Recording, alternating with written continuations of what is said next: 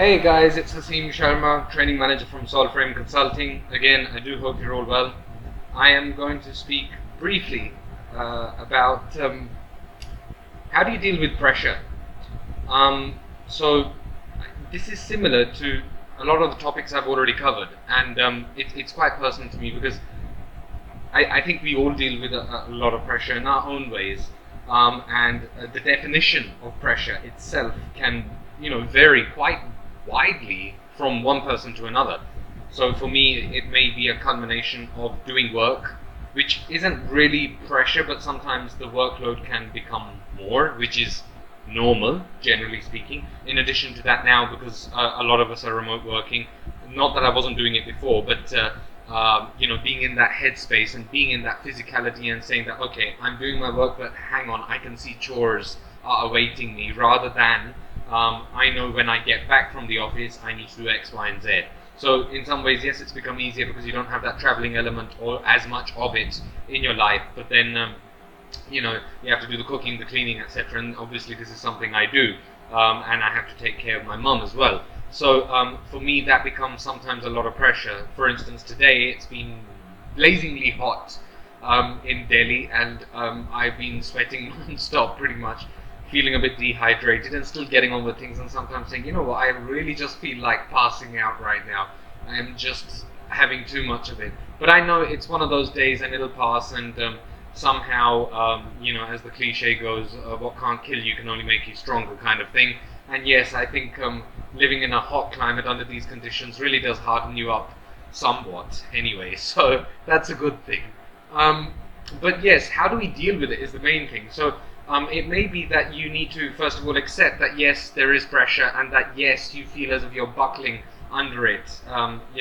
So what can you do about it? And does that mean that you vary your routine? Like, for instance, in an hour, you work for maybe 30 minutes, then you attend to a chore rather than leaving everything to do that. Okay, for the next 2 hours, I'm going to do this non-stop, which, let's face it, becomes very kind of unfeasible and somewhat kind of daunting.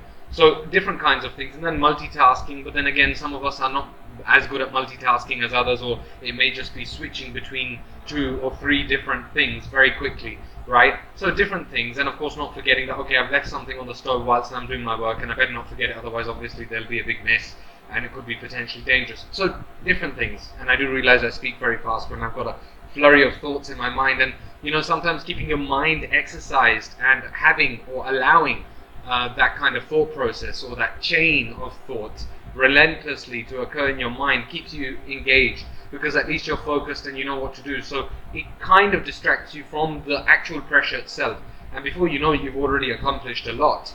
And obviously, I'm sure you guys have experienced this, but let's say you wake up in the morning and you don't wake up too late, and of course it's always a good habit to wake up early in the morning, although it's easier said than done, and I'm not a particularly morning person, but then again, I can wake up at any time should the need arise.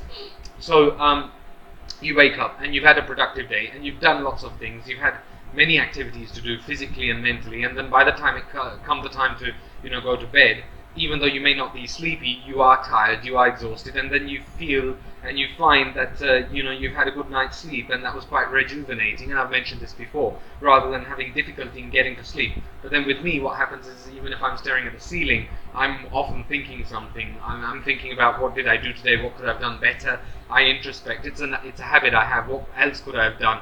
And if you watch a lot of these videos by psychologists, you'll find that this is actually a good habit, but the problem is that you don't want it to interfere with you sleeping. And that may not necessarily mean that I'm actually watching anything, I'm doing any other activity, I'm not even on my smartphone.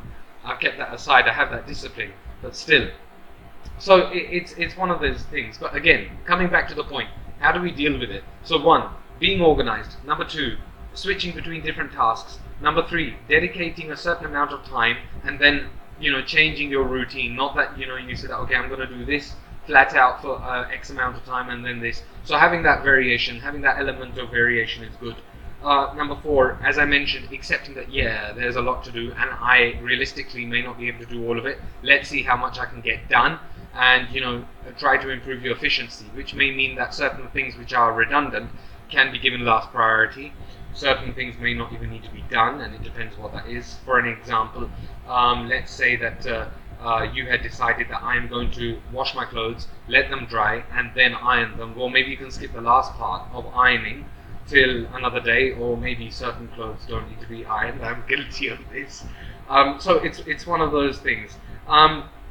The other thing that you can do is, set yourself a goal that, for instance, let's say, how productive are you during your day? So that we have 24 hours and we can't extend that time, and of which you may sleep anywhere between 6 to 10 hours, right? And then let's say I'm minimizing things here, so you've got 14 hours left, and you dedicate maybe 10 to 12 hours of work, which I still think is a lot, but let's say that. So you're only left with about 2 hours to, I don't know, eat, shower, do whatever things. So it's not really that, is it? It's more than that. It's maybe, let's say, 4 hours, and you need to find that time where you're able to switch, and how quickly can you switch from one thing to another, and how long is that transition period? That also matters. So all of these things you need to factor into your mind to be able to become more efficient, enjoy what you do, and actually bring on that pressure, because sometimes, or often I should say, having that pressure is what's going to drive you, and an excessive amount of comfort in your life is what's going to make you stagnate. And a lot of people say this, so I don't mean to plagiarize, but a lot of people say this.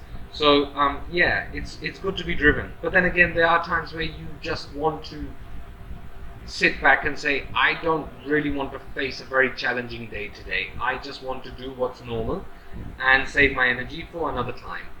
Anyway, I hope you found this useful. For further tips, please do stay subscribed, or subscribe to this channel if you haven't already done so.